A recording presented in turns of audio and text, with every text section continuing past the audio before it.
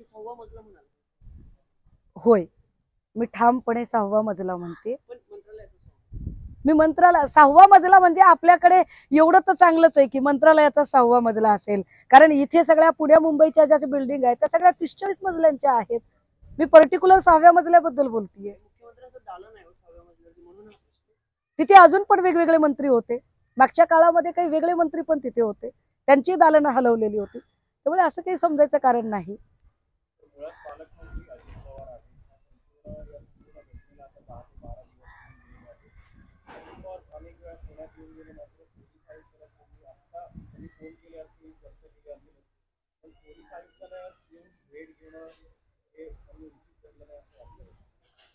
नाही, मुळात या सगळ्या प्रकरणामध्ये जेव्हा नाशिकला ड्रगचे साठे सापडतात आणि पालकमंत्र्यांना प्रश्न विचारले जातात दादा भुसेंना, तेव्हा दादा भुसे ज्या अरेरावीने बोलतात अब्रू नुकसानीचा दावा दाखल करेल, जेव्हा आता मुश्रीफ साहेबांना प्रश्न विचारले मी अब्रू नुकसानीचा दावा दाखल करेल, हे जे दावा दाखल करण्याची जी भाषा आहे ती एका अर्थाने विरोधकांचा आवाज दडपण्याची भाषा आहे.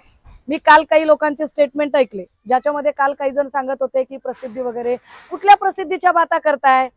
रक्ताच्या नमुन्याचे सॅम्पल बदलले गेले, मग सत्ताधाऱ्यांना प्रसिद्धी पाहिजे होती का? तिथे सॅम्पल बदलले गेले, याच्यात काय अजय तावरेंना प्रसिद्धी पाहिजे होती की अजून कोणाला प्रसिद्धी पाहिजे होती? 12 तासाच्या आत जामीन दिला, ही कुणाला प्रसिद्धी पाहिजे होती? तुमच्या आधी तपासातल्या काय त्रुटी आहेत, काय उणिवा आहेत, त्या उणिवा एकदा बघा, जरा स्वतःकडे बघा. आणि लुटूपुटू जरा काही झालं की राष्ट्रपती राजवटीची मागणी करणारे विरोधक आता कोणत्या बिळात लपलेले आहेत बरं? आता ते का बरं या सगळ्यांवरती बोलत नाहीत? त्यांनी बोललं पाहिजे. अगदी म्हणजे गिरीश महाजनांनी सुद्धा बोललं पाहिजे या सगळ्यांमध्ये.